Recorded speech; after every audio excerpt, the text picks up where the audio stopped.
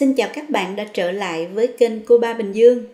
Hôm nay mình xin chia sẻ cùng các bạn cách làm củ cải ngâm đường nha. Món này ăn kèm với bánh chưng, bánh tét ngày Tết ngon hết sảy.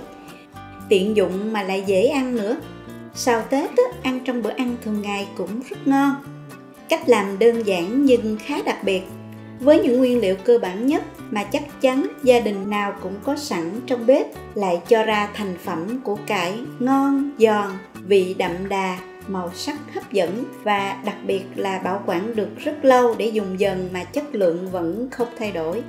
Chỉ cần cùng mình thực hiện với công thức và cách làm này, bạn sẽ có những hũ củ cải ngon nhất cho gia đình trong dịp Tết này nhé. Nên chọn những củ cải da ngoài trắng, láng, cứng chắc, nặng tay thì bên trong sẽ không bị xốp. Rửa thật sạch củ cải trước khi sơ chế nhé. Vì món này mình sẽ không gọt vỏ đâu. Và sau khi ngâm muối xong mình sẽ không rửa lại nước nữa. Cắt củ cải thành từng đoạn dài khoảng 5 đến 6 cm. Xong rồi chẻ nhỏ từng miếng theo chiều dọc, bề dày khoảng 1 đến 1,5 cm. Không chẻ nhỏ quá nha. Khi phơi cải sẽ teo lại và khi ngâm cải sẽ giảm độ giòn. Còn nếu chẻ lớn quá đó, phơi sẽ lâu khô, khiến cho cải bị sạm đen, màu cải nó sẽ không còn đẹp nữa nha các bạn, và sẽ giảm đi mùi thơm vốn có của cải. Chẻ thì dễ phải không các bạn? Ai cũng làm được. Đây mình chẻ xong rồi nè. Sau khi sơ chế củ cải xong, các bạn nên cân lại để biết lượng muối ngâm cải nha. Giờ thì mình sẽ ngâm qua muối. Các bạn nên sử dụng muối hạt nha. Lượng muối ngâm cần phải chính xác nha các bạn. Cải của mình sau khi đã sơ chế xong mình cân lại là 2 kg. Mình sẽ cân lượng muối là 90 g. Như vậy mỗi ký cải đã sơ chế các bạn sử dụng 45 g muối nhé. Bây giờ mình bỏ cải vào thau và rắc đều muối lên mặt cải. Xóc nhẹ cải và để trong 8 giờ hoặc ngâm qua đêm. Sau vài giờ các bạn trộn cải một lần để cải ngấm đều muối nha. Và đây là cải của mình đã ngâm được 8 giờ rồi nè. Cải trở nên dẻo dai hơn. Mình sẽ vớt cải để ráo nước và đem đi phơi. Cải đã ra nước rất là nhiều, nước nồng trong cải đó, và đồng thời ngấm lại một lượng muối nhất định. Các bạn phơi dưới nắng to khoảng 1 ngày nắng nha. Nhớ trở cải cho khô đều nhé. Hoặc sấy trong lò nướng ở nhiệt độ thấp nhất. Lò nướng của mình nhiệt độ thấp nhất là 100 độ C nha. Hé cửa lò. Các bạn sấy từ 3 tiếng rưỡi đến 4 tiếng tùy theo miếng cải lớn hay nhỏ. Khi sấy lò nên thăm chừng trở cải sau mỗi giờ sấy. Miếng cải nhỏ sẽ khô trước. Nhớ lấy ra rồi mới tiếp tục sấy nha các bạn. Cho cải được khô đều nhau, khi ngâm sẽ ngon hơn nha. Trong khi chờ đợi mình sẽ nấu nước để ngâm cải. Cho vào nồi 200ml nước và 400g đường phèn. Nếu không có đường phèn các bạn sử dụng đường cát cũng được.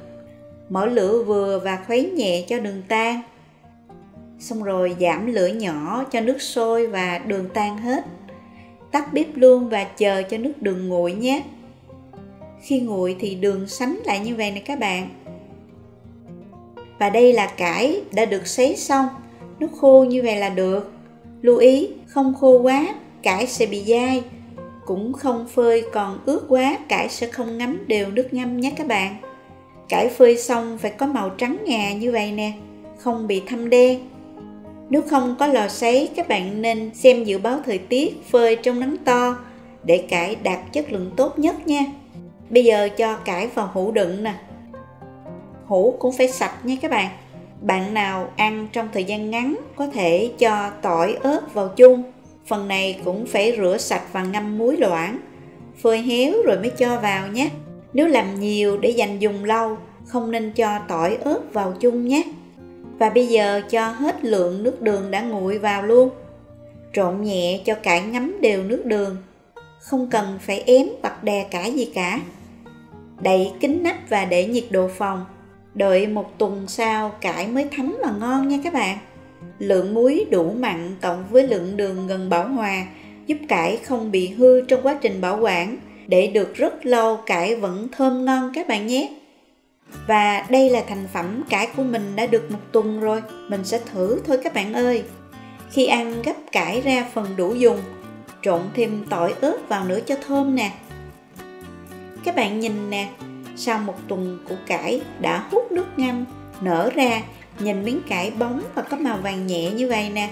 Thơm mùi đặc trưng của cải. Củ cải giòn giòn, cay cay, rất ngon. Hương vị rất đậm đà. Cải bảo quản được thời gian rất lâu nha. Bảo quản trong ngăn mát tủ lạnh được 8 tháng đến 1 năm đó các bạn. Chất lượng vẫn tốt nha.